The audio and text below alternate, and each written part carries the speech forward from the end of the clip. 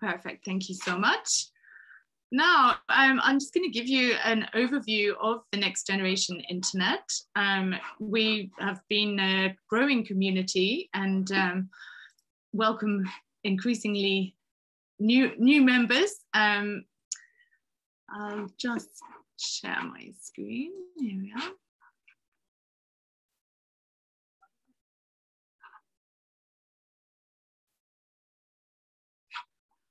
I think you can probably hear the builders outside my window, so I hope that's not too distracting. However, there we are. Yes, next generation internet, we are a growing community and welcome all on board to build an internet of humans. Now, human-centric really does mean putting people at the center of the internet. And there are a variety of reasons why that would be important, but the next generation internet really was set up to address people's fundamental needs, including trust. And we've had entire workshops just around the subject of trust, security, increasingly important, and inclusion, so leaving no one behind. That's not just a matter of accessibility online, but also accessibility for people with disabilities. The challenges that the next generation internet are addressing are protecting personal data, ensuring privacy and security. You'll hear more on that in some of the calls that we're going to be discussing later.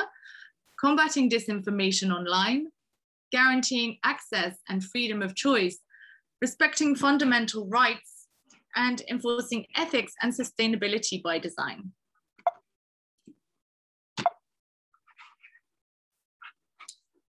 So who are we? These next generation internet innovators are being funded through a remarkable funding mechanism. I think traditionally under European funding, in order to qualify for funding, there was quite a bureaucratic process. And in order to access funding for innovation, it wasn't necessary to simply be an innovator. You also had to be a sort of bureaucratic and an administrative mastermind as well. This has been made a lot easier thanks to our colleagues who you're going to be hearing more from later. They take the headache out of the grant administration and they do that for you. I'm glad to say that that means you can get on with the work that is so important, building applications and research areas that are going to strengthen the internet. These figures are up to the end of last year, more than almost 550, far more than that. I think there's actually almost 1,000 innovators supported so far. A lot of applicants, there is a lot of demand for the funding from a great diversity of countries. And most of them new to Horizon Europe funding. So people who've not traditionally been able to access funding previously are now able to access funding. So I'm going to take you through who you're going to be hearing from today. First of all, you'll be hearing from Tetra, and that is our business arm. So Tetra really is there to strengthen ideas and turn them into viable projects. NGI Zero Discovery for search and discovery. I think we're all aware that there are certain tools that are widely used that are not necessarily protecting privacy, and NGI believes that that shouldn't have to be the case, and there's funding available to make search better. NGI Assure will be talking about the European blockchain ecosystem. It's a buzzword, but you'll be hearing much more in detail about what the opportunities are if you're interested in that particular call. Fed for Fire means that you can test your ideas for free on a European-wide testbed. So nothing should go to market untested, and here you have facilities for testing readily at your disposal. And you'll be hearing today also from NGI Atlantic, so bridging the Atlantic with cross-border collaboration between EU projects and US projects, and the stories that are coming out of this project really are absolutely fantastic. Untitled is also going to be featured today, a software ecosystem for trusted, traceable, and transparent knowledge management. So some exciting opportunities coming up there as well. join us and get funded. I think that's why you're here. Here's a brief timeline overview of the calls. So the calls that are covered today are open, and you can find more information on our website if you would be interested afterwards. And just to give some reference point to the fact that the funding that's being made available today and that you'll hear about today is part of the previous European Commission funding framework. The next funding framework is starting now, but that's not the subject of today's call. So please do join us and stay connected. We've got some exciting upcoming events, and you'd be, again, welcome to consult our website for further details on these events that are happening over the summer and early in the autumn. And then do join us through our social media channels, join the community. We have an online community that is great for troubleshooting and sharing ideas. If you're even applying for calls, you're welcome to exchange ideas with fellow innovators. And follow us on our social media channels on Twitter, Facebook, LinkedIn, and on YouTube. Thank you very much. So just to get a sense of who's in the room now, I'm going to stop sharing my screen, and we're just going to do a little poll to see a little bit more about you. If you could go onto Slido, we would be most grateful, and you can consult the questions. But first up, we would like to know, well, I'll give you a couple of seconds. Is everybody able to open the Slido? Just checking the chat to see if anyone's got any issues there. Okay.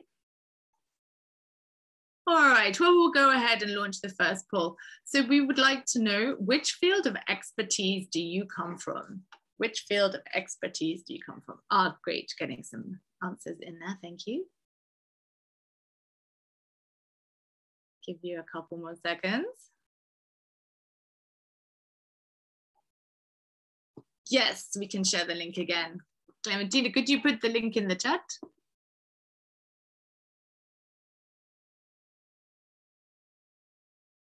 Do that 1 second.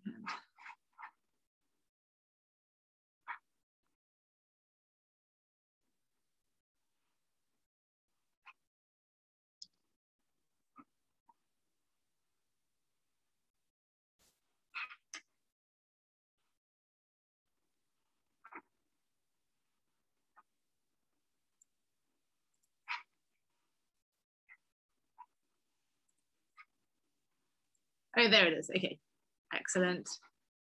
All right, and then the next question, just 2 questions to get us rolling today to hear a little bit about you. What are your expectations from today?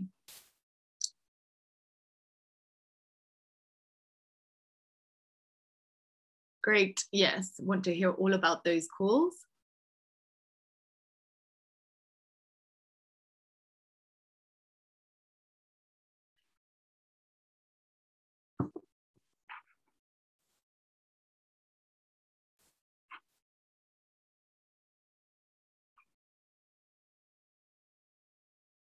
Oh, some very interesting answers, tech mining, linked data, but really the business development, you'll have your questions answered today, hopefully, and clarification and information understood.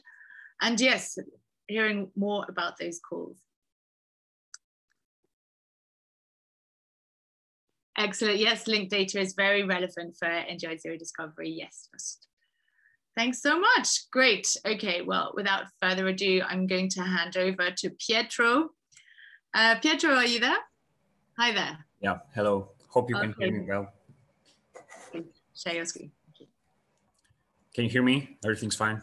We hear you very well, yeah. Yeah, thank you. Thank you for the chance. I represent Tetra today. We are LOBA, the dissemination manager of this project. And I took the chance of speaking today, and I will not take much of your time, just to inform the innovators that are present here that if you are a grantee, if you are an NGI grantee, you can benefit from business acceleration services from Tetra.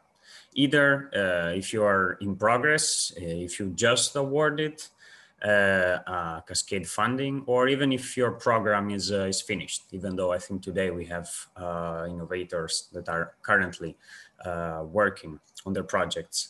So what do? We give training, coaching, and individual mentoring in order to help you bring your ideas, project or startup to a go-to-market stage. We have two different modules, one for lower TRL levels, one for higher TRL levels. We have on the pipeline one bootcamp that will happen after summer, presumably around November. And that bootcamp will be dedicated to higher TRL levels, meaning above 5 or 6. In any case, we analyze each application that we receive. So don't you worry, you will not be assigned to a wrong framework. But we also do tailored webinars.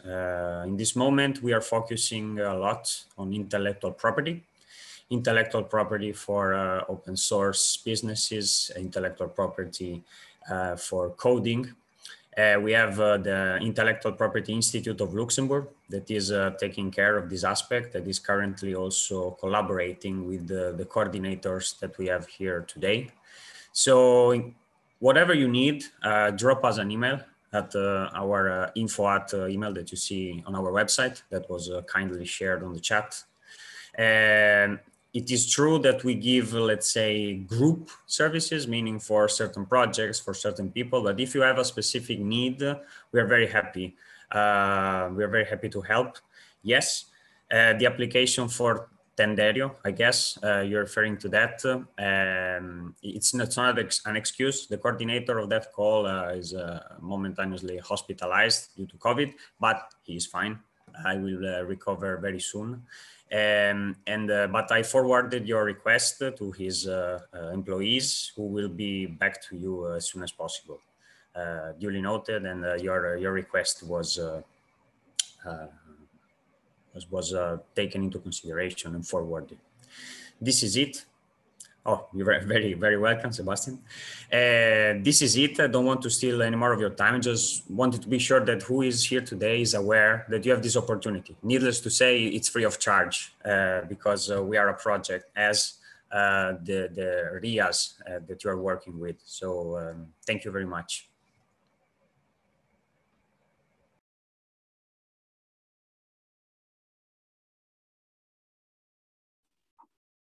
Thanks so much, Pietro, and thanks for, yeah, that's a very approachable pitch. Thank you so much. So we'd just like to see, you have the link there for more information. Are there any questions?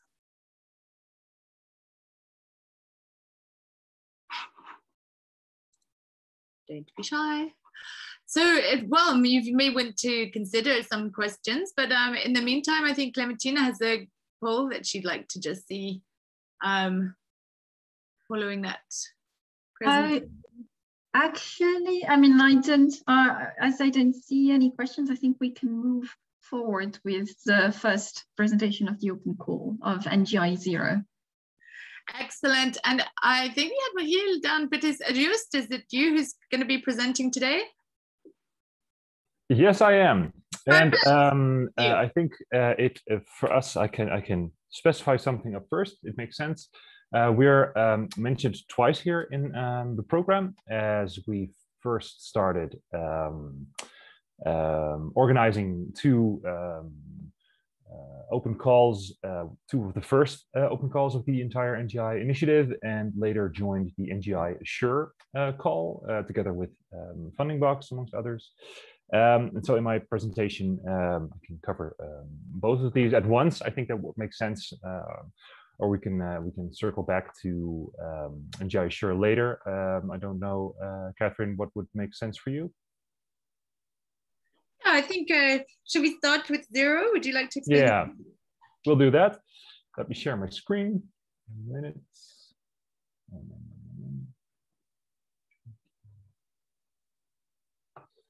Okay, right now you should be seeing my screen. Is that correct? Yes, we see it perfectly. Thank you. Okay, and if I move, let's see.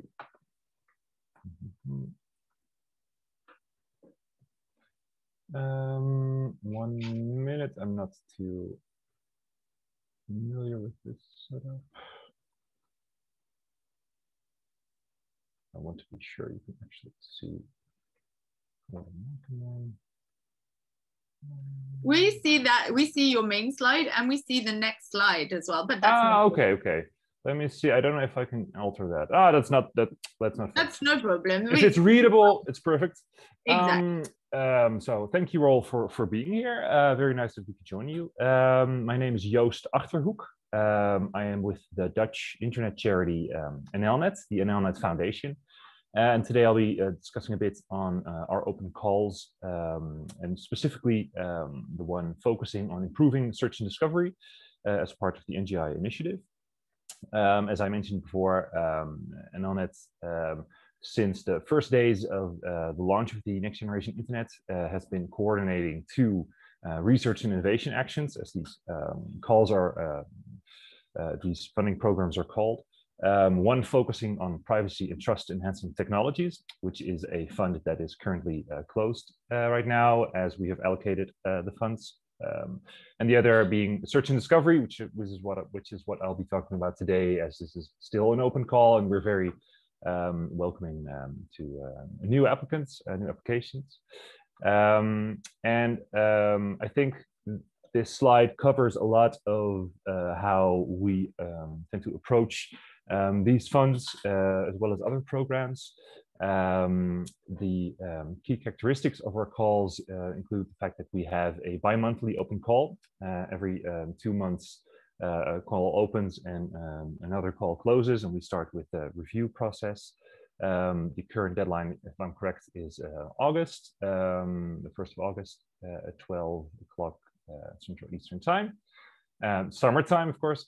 And we have been funding projects since 2018 and 2021, when this program will all come to an end.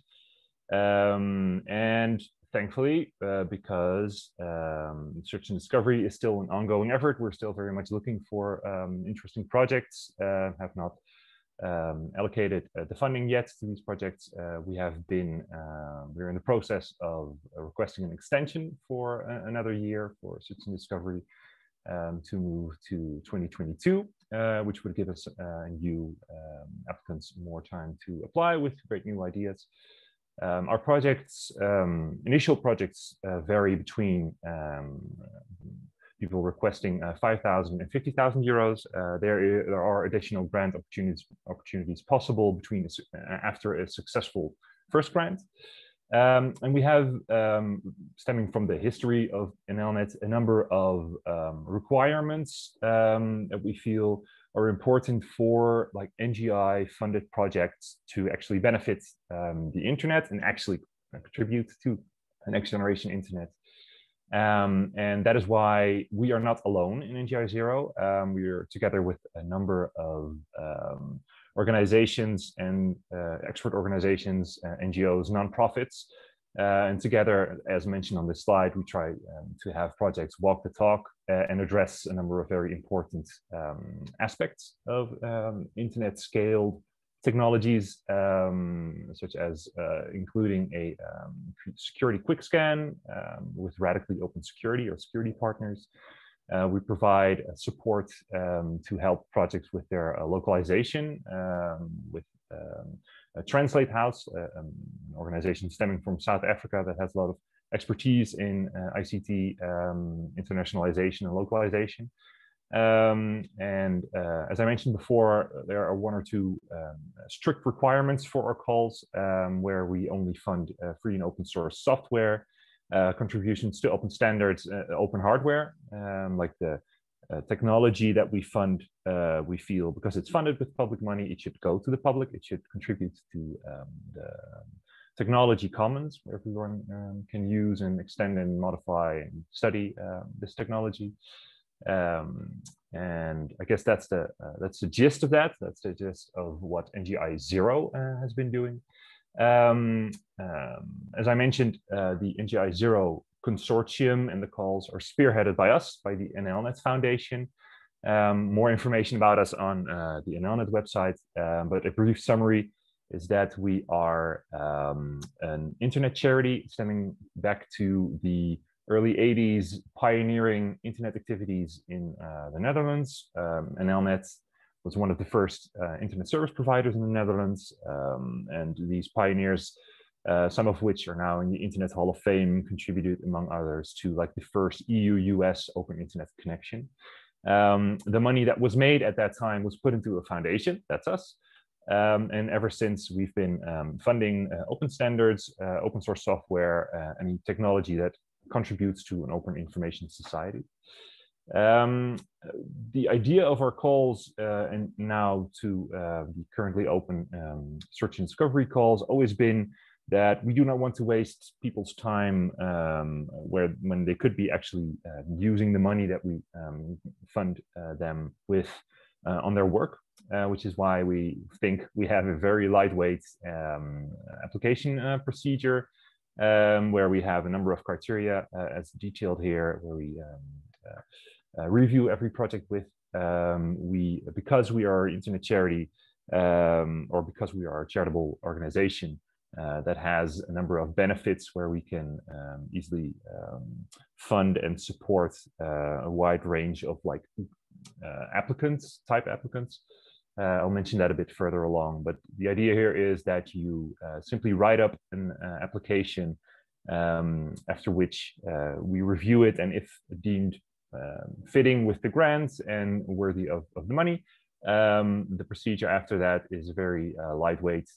You write up what you aim to do, we agree with that, and we donate the money based on tasks delivered and made public, of course, and that's it. Basically, we're trying to get out of your hair and do the reporting on our side. A little more information on next generation search and discovery, or at least how we understood this part of the NGI initiative. This is a brief description, I think, of what we feel NGI search and discovery, a more human, user-centric search and discovery should be, which is that it should be more transparent than the very closed and limited amount of online search solutions you have today are. More customizable and more directly useful for users.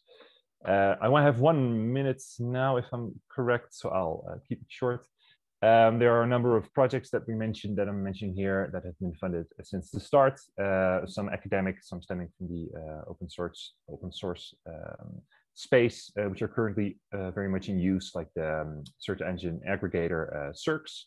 But also we try to include projects that address problems on different layers of the internet technology pyramid or stack, basically. So a few of them mentioned here. And some sample projects, feel free to check out the NLNet page. We have listings of projects because we have so many right now, it's not very handy to go through them. These are some old statistics, but they still count today. As you can see, we have quite a range of types of entities, but we're until now very much focused on granting individuals, which makes it easy for people to have a good idea, to simply submit that idea and get started and not have to worry too much with administrative things and what type of business they can own or should own. So a lot of focus on the work. And then I think some more information on the Privacy and Trust Enhancing Technologies Fund, which is already closed, so I will not go into that today. And this is just to pay some attention to all the organizations, all the wonderful organizations we're working with that address like these great aspects. All of this, their support comes for free once you're selected. You will be approached by all these organizations and they can help you in various ways. And we hopefully together can create the internet of tomorrow. And I think we're well beneath my limit of inside my time window. So I hopefully have given you all some relevant information. If you want to reach out to me, it's Joost, Joost @nlnet.nl, and check out our website as well. Thanks. Thanks so much, Joost. We actually have some questions on the chat box. So they are asking where they can find the previous projects funded by the calls, NGI Zero calls. And also, if previous software should have been open source, can we reuse it, and where might we find it? Yes, I can. Let's see. I think it's best if I can just put that information in the chat for people to see, because I think the Q&A only enables me at least to answer a question, not so much answer one. Let me see. Yeah, I'll put that information in the chat. Regarding the use of open source tools, if I understood that correctly, previous software should have been open source. Can we reuse it, and where would we find it? I think if I'm understanding this correctly, you mean whether all the components in your project should be open source, like if you're going to extend something. The idea for us is that the results of the project itself should be open source software. So it's perfectly possible for someone to usually work with proprietary software, work with a company that releases proprietary software. But the component or extension or addition that they aim to develop with the requested funding, that should be open source. That should be publicly available under, of course, a range of licenses. I would not get into that right now, but that is the requirement there. And regarding the previous software, yeah, well, usually in order for software to be open source, but that also always depends on the licensing. There can be some requirements to existing software that you use, but the outcomes of the project should always be open source. I don't know if that answers the question. If not, feel free to ask me again or just ping me in the chat. Regarding finding more information on projects funded by the calls, we actually have a wonderful thematic page, which I will put the link in the chat for. And that is just an overview of all the projects that we have funded. Search that. So I hope that answers the questions that have been asked so far. Yes, I've shared the link right now. Thank you, Joost. Yes. That's fantastic. So I think if without further ado, we'll go on to the next presentation, if that's okay with you. We love the sound of your voice, so we want to hear more of it for NGI Assure. Ah, yes, I was wondering about that. I didn't really see the program before, and I thought I was later. Of course, let me check, because for some reason I'm not seeing the option to share screen. New share. Okay. All right. Thank you very much. Yes. Okay. Awesome. Apologies for my absolute lack of Zoom skills. I tend to use two other tools. So the wonderful thing of having two presentations is that I don't have to introduce myself a second time. And so this presentation would focus a bit more on the content of NGI Assure. This slide details the central vision for the next generation internet, which is, funnily enough, also something that NLNet's contributed to in the earlier study of what the NGI initiative should be. We delivered that study together with Gartner. The idea here is that there are a number of central ideas, amongst others, resilience, transparency, and sustainability, and for us also trustworthiness, because trust is something that someone else can essentially provide to you, but trustworthiness is a bit more free of someone else having to provide that for you. You can actually, if technology is actually trustworthy, you don't have to trust some provider with them saying that it's trustworthy. There are a number of, as I mentioned before in the previous presentation, we think there are a lot of layers on which these topics of resilience, sustainability, transparency need to be addressed. a number of which are mentioned here. This is also the way that we try to inventarize and categorize, understand the projects that we're funding. I think that Jim Clark is right now asking me in the chat that he can't see what I've been posting. I will repost it in a minute because I think that would be my fault. 1 minute, do that after the presentation. And then focusing on NGI Assure, as I mentioned before, and on it was one of the earliest organizations to launch these calls. NGI Assure initially started under another name, was started by our colleagues over at Funding Box and Innovation Engineering, focusing on distributed ledger technologies, blockchain projects, basically contributing to these ideas of the open or the next generation internet. And that has been a bit broadened in a sense with our inclusion, where the topic is more on creating technological assurances to guarantee and assure the source and integrity of, well, anything that you find on the internet, including data, including people and their ways that they can identify themselves, service components, processes, cyber physical systems, all these aspects mentioned here. So we try to broaden the scope a bit because we feel that to address the problems on all these layers, trustworthiness can go a bit further than distributed ledger tech. Currently, NGI Assure has been or is funding 28 projects from 13 countries. There's a lot of information on this page, so feel free to get back to me if you want to know a bit more or you want to reread these slides, where we have 28 projects from 13 countries already selected in the first few open calls.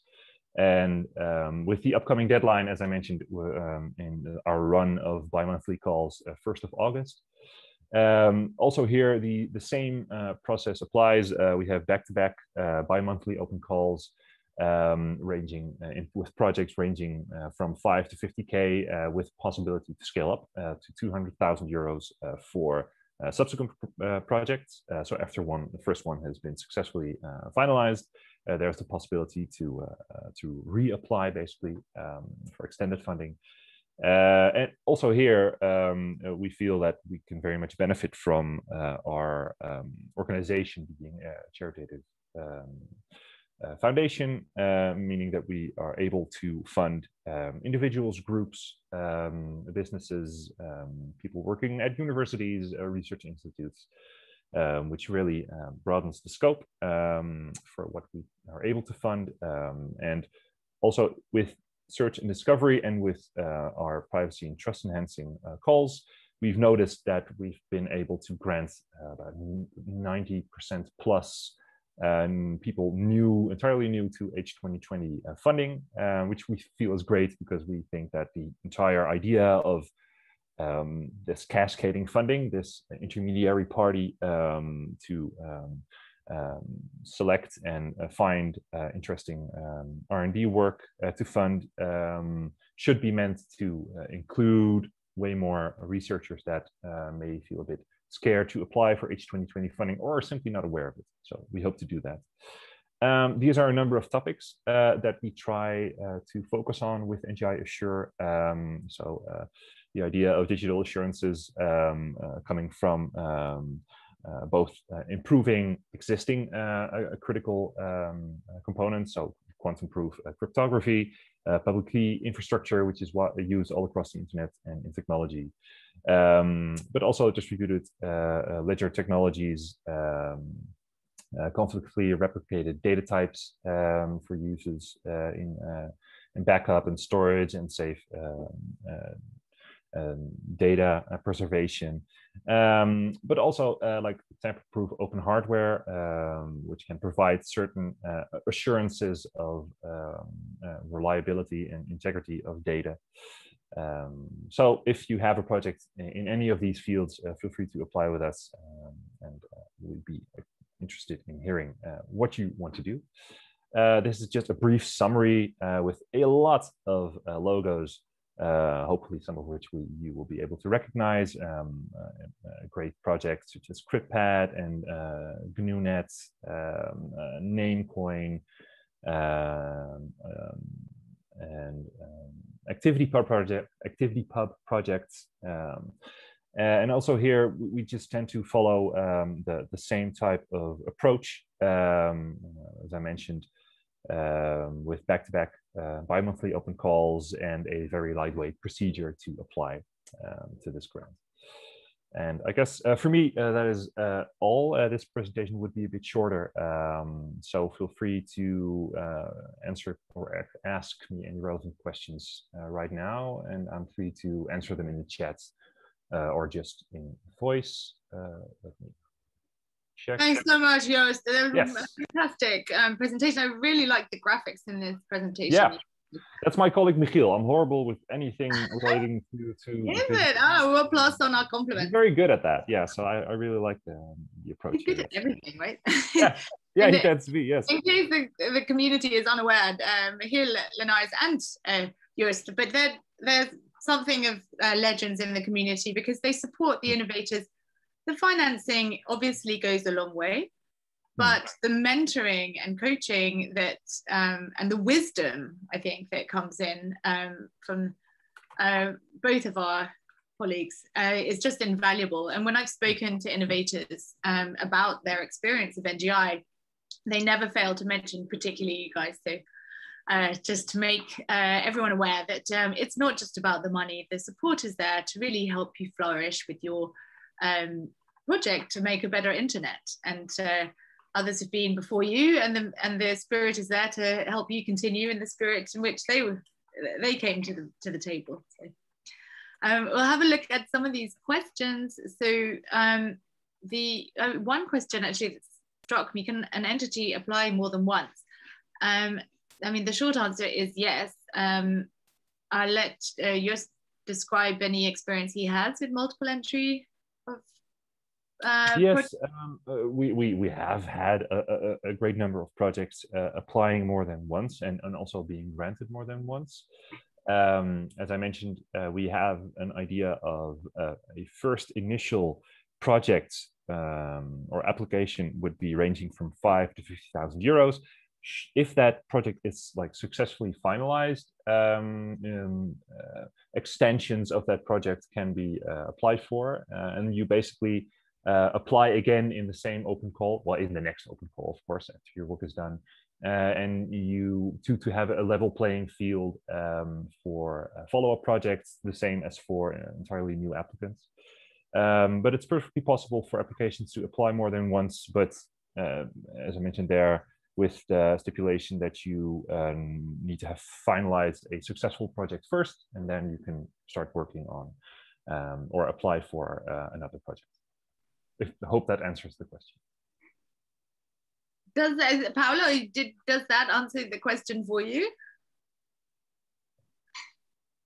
He's got his follow-up question. Yes, I think that means that I've answered the question. Is there just whetted the appetite. Is there any limit to the total budget in case of multiple reapplications? Yes. 150 limit by funding. We've specified this on the website page as well. The limits for single projects, single applicants is 200,000 euros. So the first application, meaning taking up that range of between 5 to 50K, and then the follow-up limitation would be 150,000 euros to be spent by a single applicant group project. Great. And then you've answered Esther's question. Esther asked, is there a mechanism for the reapplication? And the answer is that the reapplication is through the open call to have a level playing field. But I think, as with everything in life, once you're known it does carry weight in your favor, I would expect. Yes. Is that the case? That's true. Yeah, we of course, if a project has been finalized successfully, that can help in making it more concrete that we can expect. What am I saying? It would make it more concrete that we feel the subsequent project would also be finalized successfully, of course. But we do keep a level playing field for all projects applying in each bi-monthly open call to make sure that everything is fair, of course. But yes, we've had quite a number of projects reapplying and getting extension funding. Great, thanks for that answer. And then Esther just has the follow-up comment, it does bring some credibility to other funding options as well. So yes, once someone's their face to you, others are likely to too. Yes. Okay, are there any more questions for Joost? If you do have follow-up questions, do let us know, and we'll be happy to forward them, or you can get in touch with Joost directly. But he's a busy man, so thank you for your time. Just email me again and again if I don't respond, because that usually works. Catherine knows. Well, I find you to be a pleasure to work with, yes. Okay, good. All right, what is the maximum time that a project can run? 6 months, 12 months? I don't know that there's a maximum, is there? No, there is not really a maximum. Of course, there is always the limitation of the entire program. As I mentioned, for Discovery being running from 2018 to 2021 first, that was being extended right now to 2022. We still have to finalize everything, but that is to be expected. And for NGI Assure, as that has opened up relatively recently, there is no real limitation, save for the entire runtime of the fund with NGI Assure. So that's basically the only limitation you would have. Great. Oh, another question from Thomas. Is there any test infrastructure provided for applicants? Well, I think this is the perfect segue, Thomas, if you don't mind, unless you specifically want your answer, but I think this is something that's coming up in our next presentation from Fed for Fire Plus with Brecht. So Thomas, if you don't mind, I'll ask you to repeat your question after Brecht's presentation, and I think it will give a lot more color to the topic. So thank you, Joost, and we'll welcome to the floor, Brecht. Yes, hello, good afternoon. Good afternoon, hello, there you are, we see you. Okay, trying to share my screen. Wonderful. I do not have yet. I think Joost first has to stop sharing.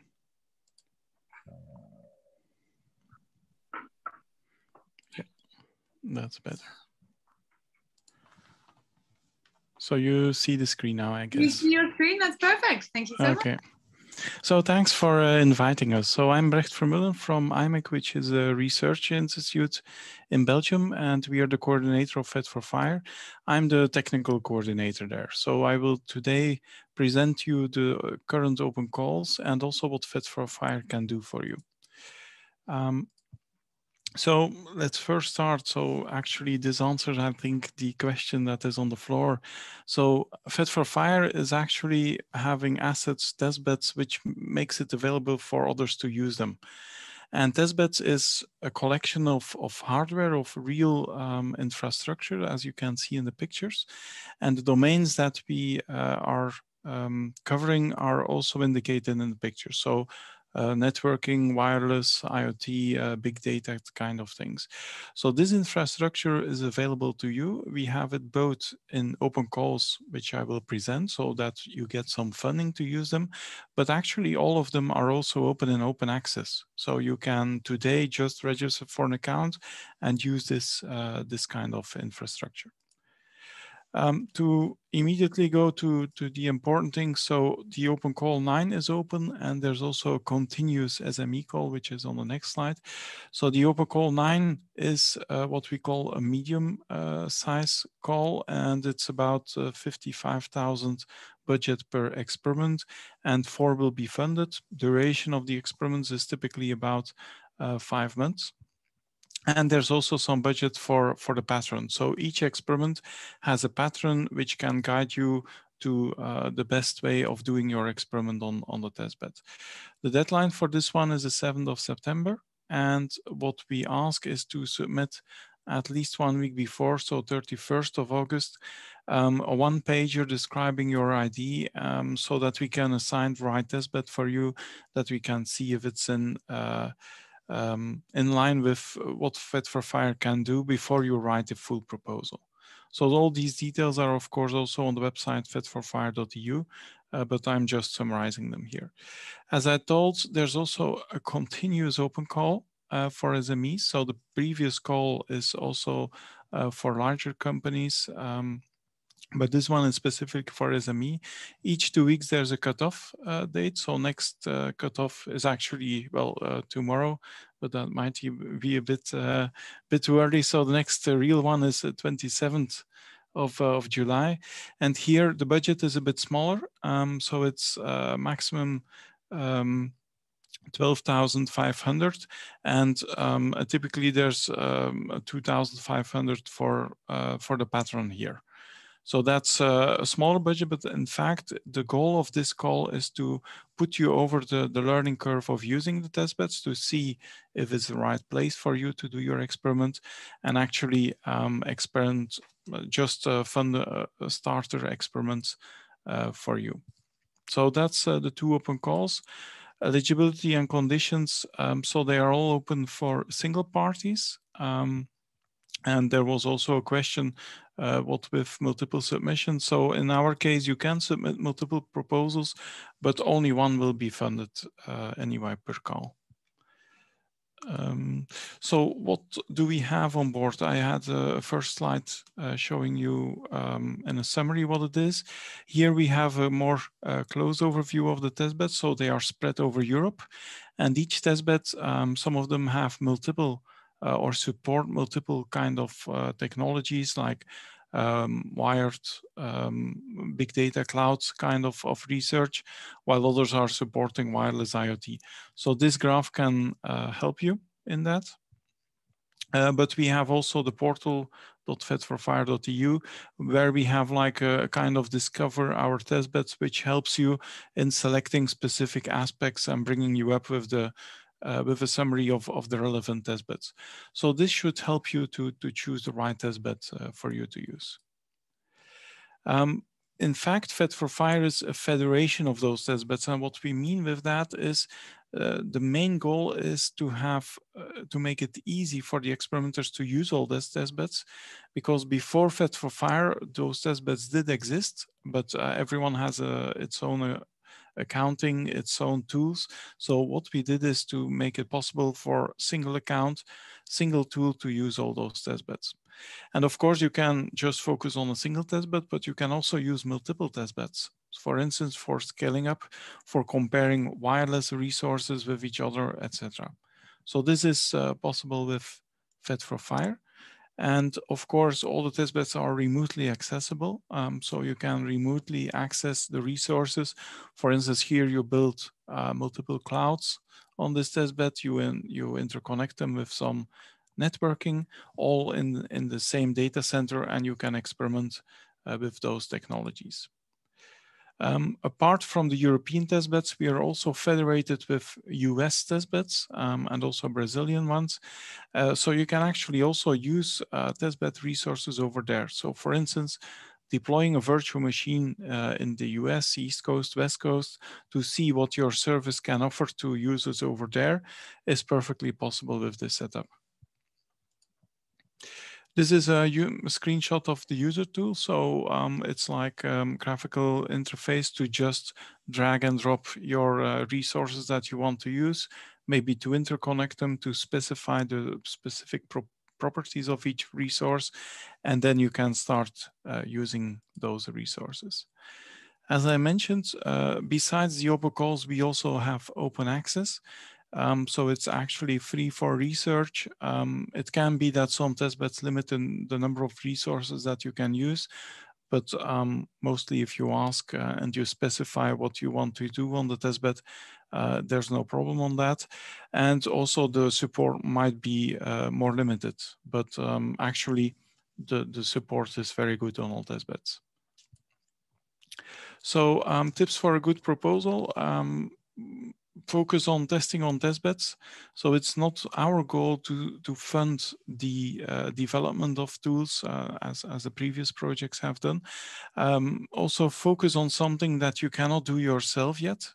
So for instance, specifying we need 2 virtual machines, that is not a good way. You can just do it commercially or for a very low price. So focus on something that is specifically needs Fed for Fire testbeds. Also focus on something that fits in your roadmap.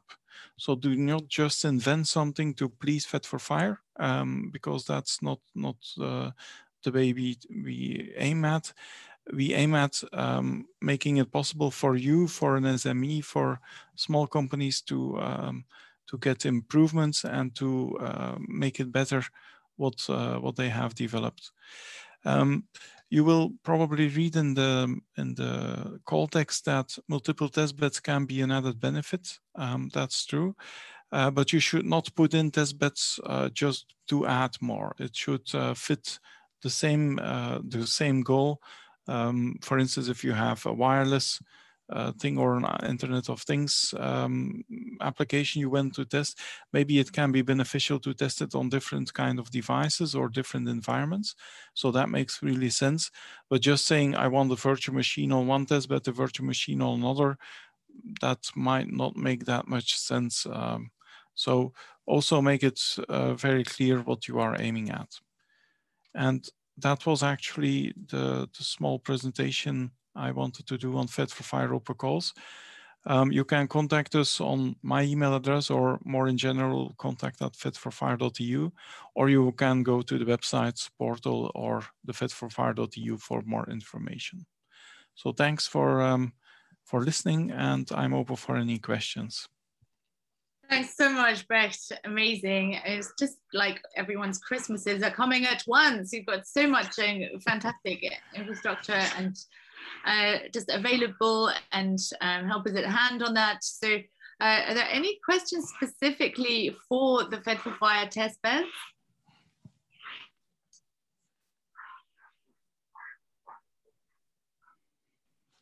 Well, Thomas asked the original question.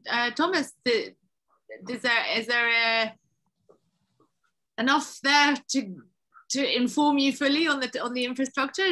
Is that yes, that's perfect. I think we need to go into details in order to learn about your infrastructure, but it looks absolutely amazing. So thank you very much. Great. Do you have any specific comment that you'd like to make to Brecht? No, you just want to look in more detail. All right. And you have the link to the Fed for Fire in the chat. I'm just looking. There's a couple of questions between Just and Paolo there I'm seeing, but are there any more questions for Fed for Fire specifically? Otherwise, I think we will move on. All right. Okay. And I'm going to just check with my colleague Clementina. You asked for questions on Slido. Did anything come in on Slido? Not yet, but okay. No. But right. feel free to write them in the chat box or even on Slido. All right. Okay, well, we're going to take a transatlantic journey now. Thank you so much, Brecht. We'll remain in touch and continue to promote the Fed for Fire opportunities. Thank you. Thank you. Bye-bye. Bye-bye. And now we'll travel with James Clark. Jim, we're very keen to hear all about NGI Atlantic. Okay, thank you very much, Catherine. And hello to everybody. First of all, my apologies. My camera is located on my laptop, and unfortunately, there isn't enough real estate on my desk to have my screen in the laptop. So I apologize for seeming to be looking away from you at my screen. But anyway, I'll make a start here. So I'm delighted to be presenting the 4th open call today of NGIatlantic.eu. We're bridging EU-US research on NGI topics, and we're funding EU-based researchers and innovators in carrying out next-generation internet-related experiments in collaboration with US research teams. Just in this figure, we just show a snapshot of our our main challenges and objectives. So we're going to have 5 open calls in total, and developing many partnerships across the Atlantic. Okay, so just I have a lot of statistics here, but I just really want to draw your attention to the ratios, which are quite significantly better than the typical ratios you would find in H2020. And so in our first open call, we had 21 applications, and 6 projects were approved with a total budget of $748,000. So the ratio there was 1 to 3.5. In our second open call, it was the ratio wasn't as good, but still quite good compared to H2020. And then in our third open call, we had 33 applications, and we're funding 8 projects. So it's a 1 to 4.1.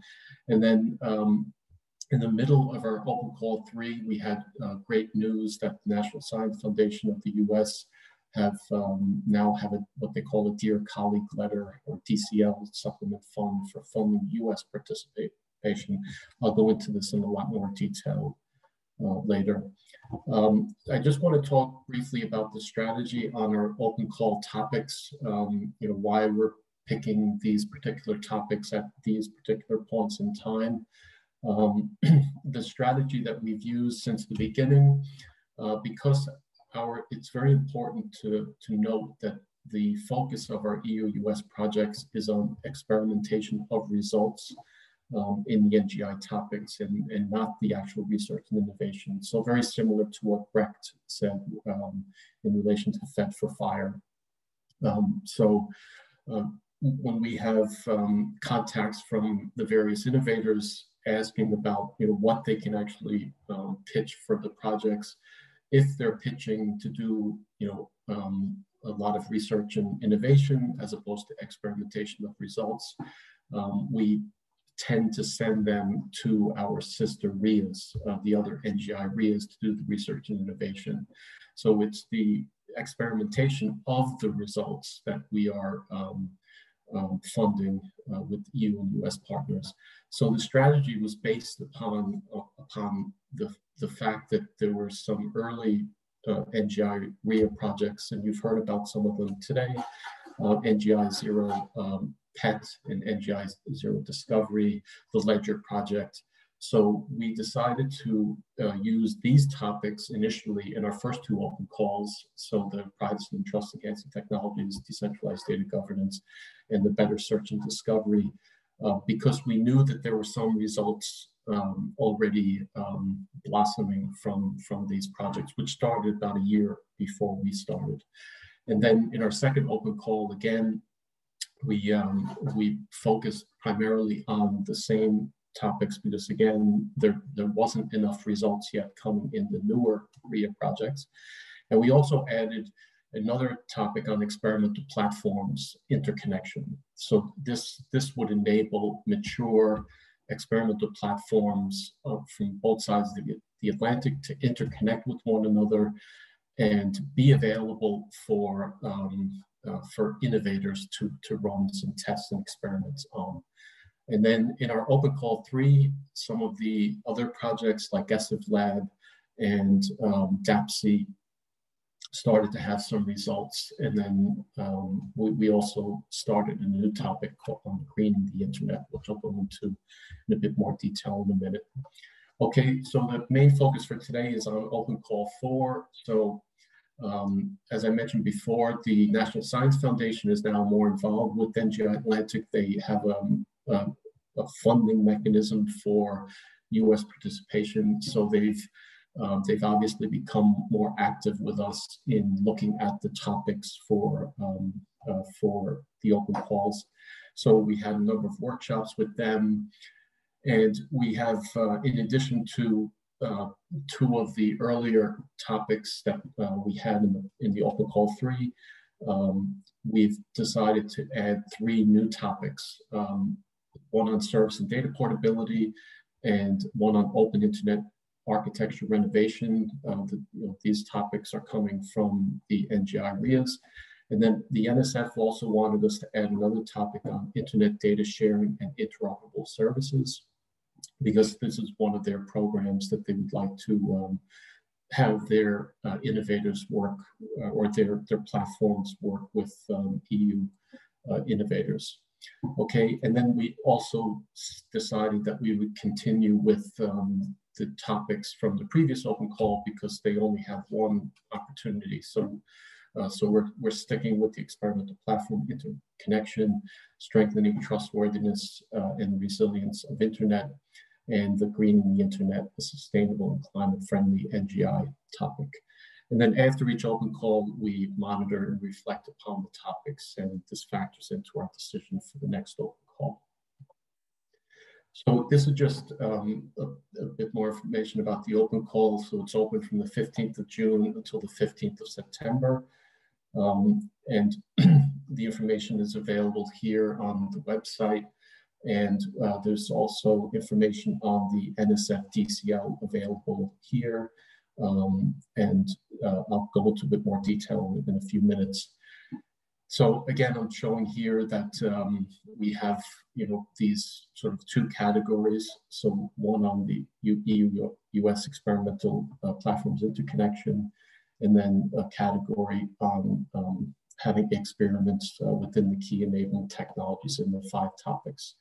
Now, we also allow projects, if they are cross-cutting a number of these topics, that's perfectly okay if if your application is doing that. Okay. Now, this open call will foresee only one type of proposal. We actually call it short-term, but it can be anywhere from 3 to 6 months duration, and the funding can be from 25,000 to 75,000, resulting in 8 to 12 projects being funded with a total budget of 600,000. We had previously a longer-term option as well, but in order to align better with the NSF funding, we've decided to just stick with the lower budget amount, with a potential for having a longer duration, again, to align better with the NSF funding model. And also it'll enable us to fund more projects as well, and to get more innovators involved. Okay, so I have a number of slides here, but it's probably a bit too much detail. Just on the EU-US experimental platforms interconnection, as I said before, this is primarily to enable mature platforms to interconnect with one another, to enable the experimentation on both sides of the Atlantic, to offer their facilities on a continuous basis to its community of experimenters and application developers in any NGI-related topics. And it is expected that the facilities could be used for experimentation of NGI projects in the present and also in the future. So of course, they can become involved in open call projects, so they could actually get some funding as well. Then the open internet architecture renovation, we have, this is following the same call text, but it's focusing on experimentation of the results coming from the communities on this topic. And I won't go into too much detail here. You can find it on the website. Okay, then strengthening trustworthiness and resilience of the internet. So again, it's on experimentation of the results, and there's more details on the website. And service and data portability. So it's looking at the challenge of personal data portability on the internet as foreseen under GDPR, and data porting and service provider switching as foreseen in the proposed free flow of non-personal data regulation. And in the greening the internet topic, we invite you to look at there's a couple of white papers that were done by our sister project, the NGI Forward project, where they identified a sustainable and climate-friendly internet as one of the key 8 NGI topics. So there's links here So we welcome you to read about these. And then the application should focus on experimentation of results related to use case implementations, on innovative internet technologies, focusing on the fight against climate change with significant improvements of energy efficiency, and looking at measurements to create the awareness of the environmental impact of the internet and promotion of technologies that help reduce the energy consumption and carbon emission. Okay, and then finally, this topic is the one that the NSF wanted us to include as well. So it is differentiated from the service and data portability topic because this more relates to the role of data sharing for the purposes of cybersecurity, rather than services and applications. So it's looking at secure and privacy preserving data sharing, which is particularly important to address the rise in cyber threats and incidents, sharing of internet data to support the continuous monitoring and data-driven analysis on attacks, which is incredibly important at the moment, especially with all the ransomware attacks that are happening. Okay, in terms of how the US partners are funded, in our first couple of open calls, it was mainly partners self-funding themselves. Apologies for this slide, it's not looking very good. But in our third open call, the NSF have launched a program where existing grant holders can receive this supplemental support of up to $100,000 US or 20% of the original grant budget for a maximum duration of 1 year. And but there's a couple of caveats. The proposers still have to explain how their US partners will fund their activities independently from the DCL.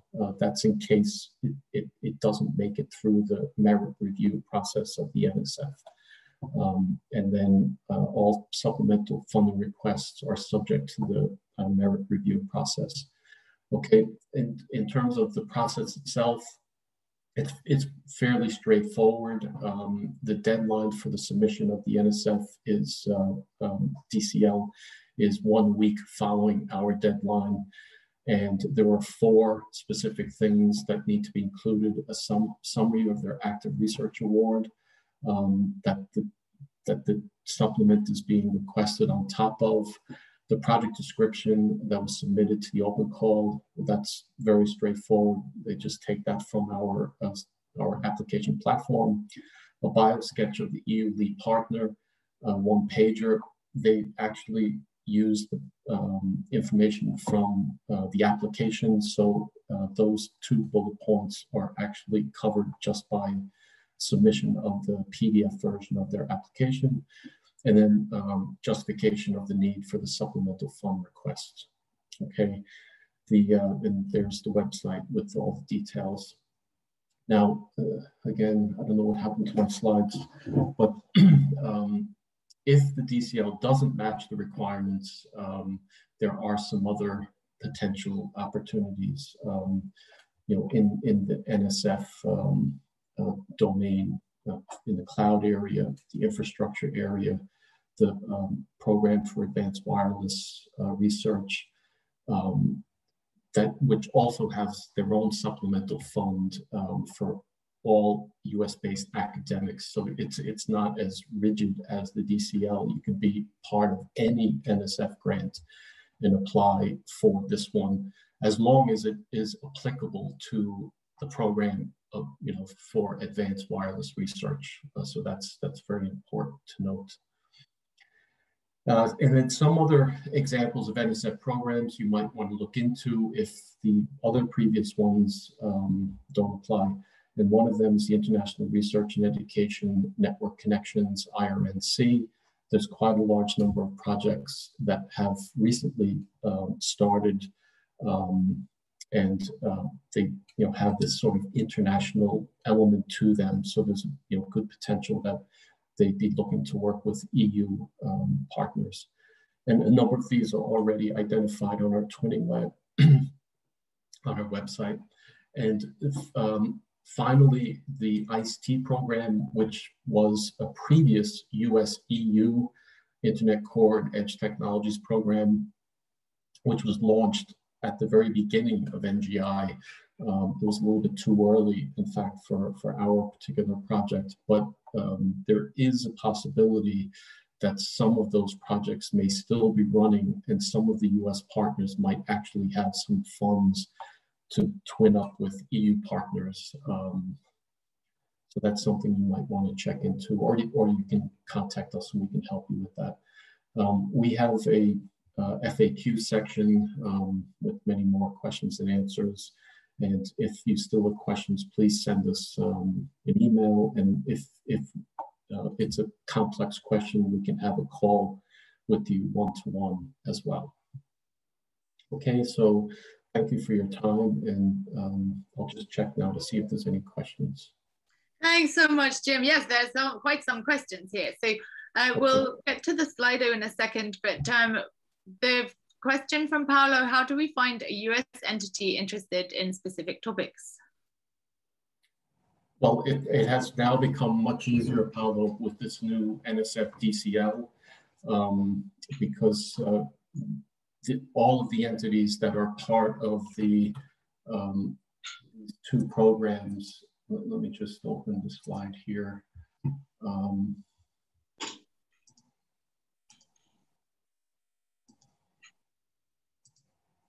Computer and Network Systems Directorate and the Secure and Trustworthy Cyberspace Programs. So what this means is that any project, big or small, that's being funded within these two, very large research domains by the NSF can apply for a grant, and if they're in an application that is successful, they can be awarded that grant, as long as they pass their merit review. In our first two open calls where we did not have this, what we have been advising the participants to do is to, if you have no contacts whatsoever, we invite you to come to our twinning lab, which is on our website, where we have been putting up information on US partners that have interest in participating with the EU partners. So you might find someone there, or if you have existing partners and they're unclear as to the whole landscape that I just went through in the last few minutes, we can certainly discuss them with you and try to go through them in a bit more detail, or to put them in touch with the best people. Like, for example, if you're looking at one of the programs for advanced wireless research supplemental funds, we can put you in touch with the coordinators of those projects. There's the Cosmos project based in New York and New Jersey. There's the Powder project, which is based in the Salt Lake City area. And there's a couple of other projects as well. So we can try to help, put you together with the right partners. One of the more difficult things that we have found is that to get industry, especially small industry, involved in the projects, just simply because of the funding mechanisms on the US side tending to be more for the academic or research communities. But we have had some cases where there were industry partners, already working with EU partners, and so they were able to participate or are participating basically within their own funds. So that's another way to do it. If you have plans to work with a, for example, the Silicon Valley based company, anyway, then it's something that might, you'd be able to get the funding on the EU side, and then the US side have their own funding from whatever their normal source of funding might be. Okay. Great, thanks for such a thorough answer. Then we have another question. So for the how to find the identity in, I think that's through the Twinning Lab, or I think that answer sort of covered that. But the Twinning Lab link is there in the chat if you'd be interested in that. And then I also shared in the chat the publications you referenced, Jim, the Internet of Waste and Breaking the Two-Year Cycle, this greening the internet. Thank you very much. Is such an important theme. And I think Esther had a follow-up question on that. She asked, oh, here it is. NGI Atlantic have open calls with specific themes. Now the fourth call is announced. Can you tell us the themes of the fifth? I'll let you think about that. And will greening the internet topic carry over into call 5? So two sort of related questions there. Yes, we actually had a workshop on the 18th of June, and we did record that, and it'll be on our website soon. And it was a co-organized between ourselves and the NSF, and it was both on the Open Call 4 and Open Call 5 topics. So for Open Call 5, what we're looking to cover is there's a very large platform that's funded by the NSF called the Fabric platform. It's sort of the next generation from Genie and from another platform called EENTR platform. And in September, 9 nodes are going to become open and available for experimentation. So one of the topics will specifically be, getting these nodes, connected with EU nodes. Okay. And then there was another topic that was also identified by the NSF that they would like to cover, and that is the looking at how technologies can sort of measure the availability of good internet services in rural areas, specifically in hard to reach and rural areas, which is a big topic in both US and also in the EU. And they have a new program starting in the US on that, and they would like to team up with EU partners as well. In terms of greening the internet topic, we're not exactly sure yet, because we would have to see what the results in the fourth open call would be, and then we do this sort of analysis to see whether the topic was fairly represented in open call 4, before deciding on what to do for open call 5. But there's no reason why it may not be, or it could be in open call 5. We haven't gone into that level of detail just yet. And again, it's not just the project itself this time, and the NGI RIA family of projects discussing this. We're now including the National Science Foundation in the discussions as well, and also more US-based experts as well. Okay. Great. Thank you so much. We just have under 10 minutes to go, so I'm just aware that it's not very fair to our final project. And Caroline and Marcel with On2Chain, I do want to move quickly onto it, but Clementina has shared a link on the Slido. How many people were already aware of NGI Atlantic? I wonder if we have the results available. Yeah, I will share it with you, but actually it was just an overview to see if you were updated with, with our topics. So actually, the answers to the first questions you already knew. NGI Atlantic EU had a very positive outcome. So all of you are already familiar with NGI Atlantic.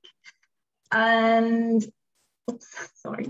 And regarding the second question, so which NGI Atlantic fields of activity is more important to you? Here we had a ranking, but I think that after all the details that James gave it to us, I mean, more people will look into the fields of activity to shape an interesting open call. Yeah, and again, I apologize for those slides. They looked fine this morning. I'm not sure why suddenly everything got very large, but I'll correct those slides and share them with you so they're more readable. Perfect, thank you. Yeah, we'll make them available on the website, and we're sharing that information with the attendees of this meeting and others who couldn't join us today.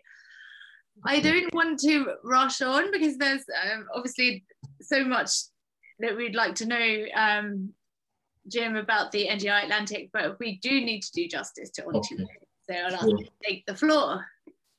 Okay, do I need to stop sharing or? Yes, you could stop sharing your screen, that would be great. Okay, I think it is stopped. Okay, and then is it Caroline or Marcel or both of you? How will you be hosting today? Yes, good afternoon. This is Caroline. I will try to put my cameras on and share my screen. Hello, we see you. Very good.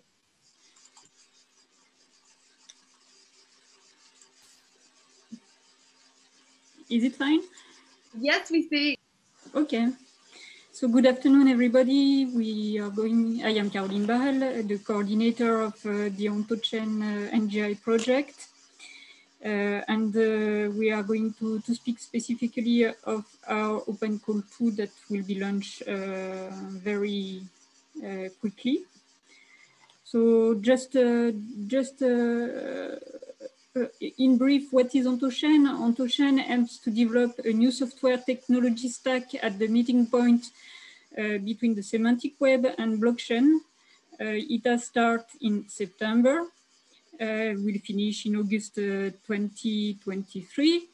This is, of course, an Horizon 2020 research and innovation action part of the Next Generation Internet Initiative.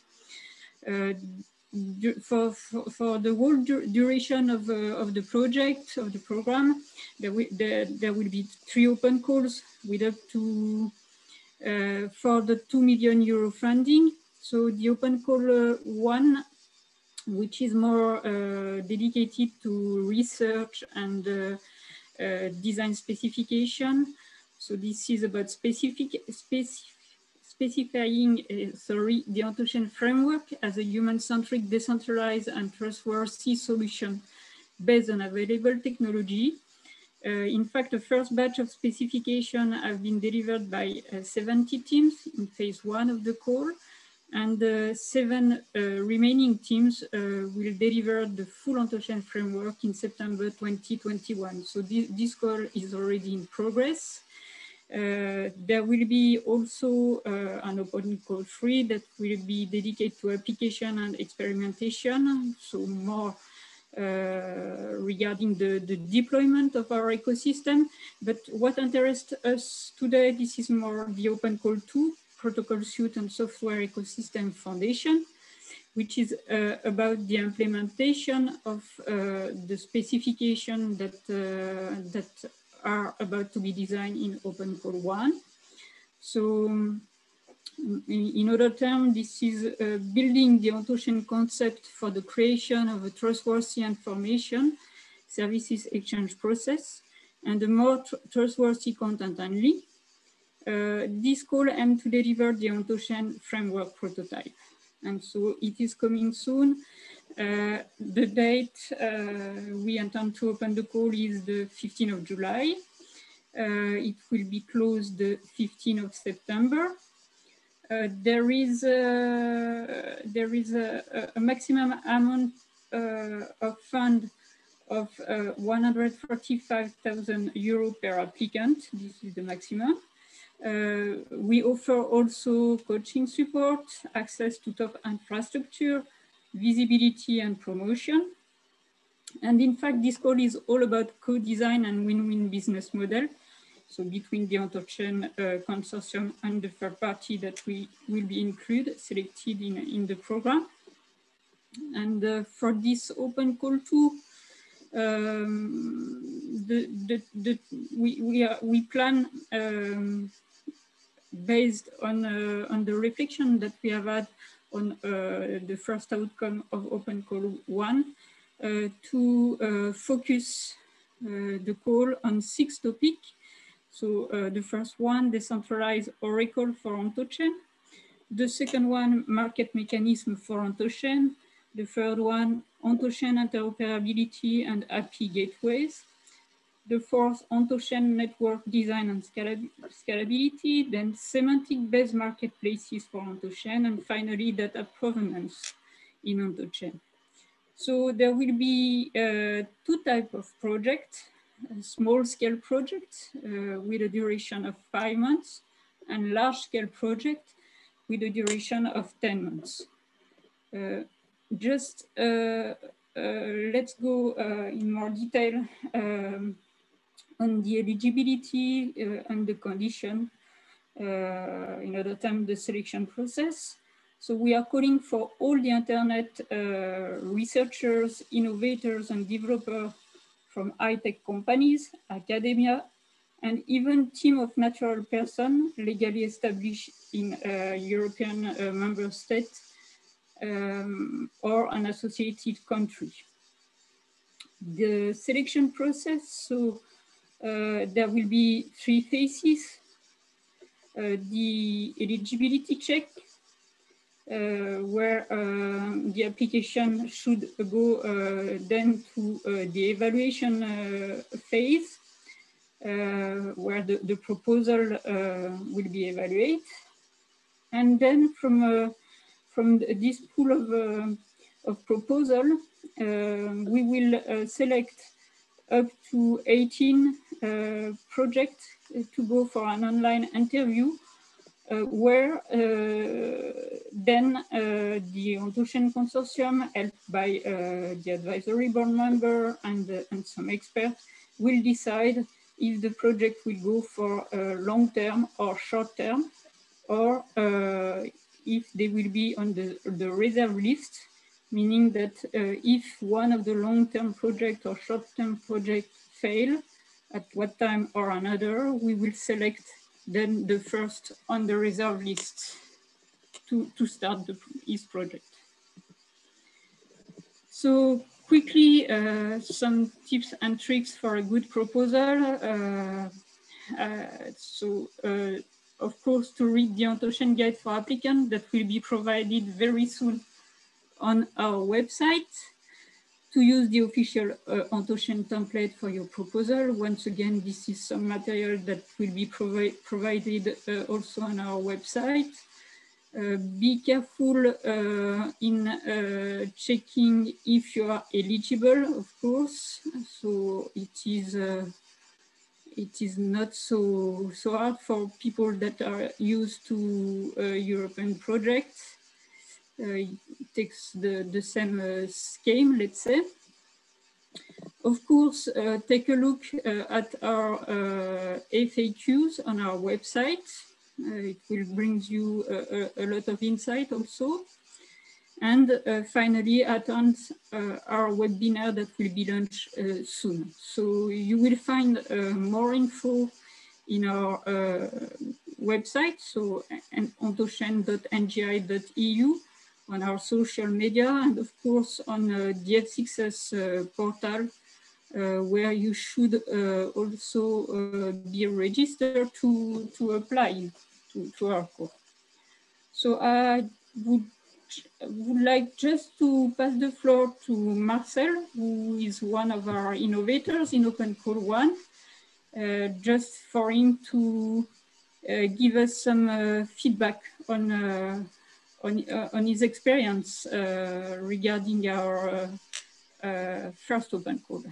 So Thank Marcel, you. Thank you, Caroline. Yeah, I would like to take this opportunity for just a minute to tell a little bit what our experience was with OntoChain so far and what we do. My name is Marcel Müller. I'm the founder of the JadenX GmbH. It's a German startup. We are mostly into blockchain, business process management, and AI. And we started a project within the OntoChain ecosystem called KnowledgeX. And KnowledgeX is basically a decentralized platform that connects freelance data scientists and data owners in a trusted way while using blockchain and trusted execution environments in there. And the thing that, like the experience that we made in OntoChain is this is a really unique ecosystem. It's not only what many people have in mind, that a bunch of people are sitting there and always asking for deliverables and not doing anything else. It's really a great community and an ecosystem of researchers and other innovators. And it has a very collaborative nature in its whole approach to research and design. So and research and development. So I really like it. I'm really happy with it. And for me, what really excites me is that we can work together collaboratively with specialists in certain fields and to create a really disruptive product. And yeah, this is more than just funding, but even though you have to admit the funding is very large and it's very good for us. So we have a lot of people that we can fund with that who work towards an MVP. And at some point in time, this project in OntoChain will for us end, but we will still remain part of the OntoChain ecosystem and further collaborate with also the other projects that might come in Open Call 2 and Open Call 3. And of course, our long-term goal is also to build our MVP to a commercial product and get venture capital on top of open source platform that we are building right now. So yeah, I would just take this opportunity to advocate really for everybody who's interested in anything that is related to knowledge management, semantics, and blockchain to submit a nice proposal to NGI OntoChain and try it out. I'm pretty sure you will not be disappointed. So thanks. I would like to give it back to Caroline if you have, I think one more slide. Thank you, Marcel. So yes, as you understand, and as already aforementioned, everything is about win-win situation in our project. So of course you are welcome to apply, and I will just advise you to stay updated because yes, this Open Call 2 will be advertised in almost 3 days now. So yes, stay updated and get involved. Thank you. Thank you so much. Merci beaucoup, Caroline. Very thorough, very interesting. And also to hear really from the Innovators project. That's so exciting to hear it firsthand. And I wonder if anyone on the call wants to take the opportunity to ask any questions about the process or about the outcomes. Now's your chance. I'm sorry, we ran a little bit over time. We still have quite a few participants on the call. I don't think too many people have left, but I'm not sure that we've got the same amount of questions. Probably people are keen to get on with their day. Are there any questions for Caroline from the audience?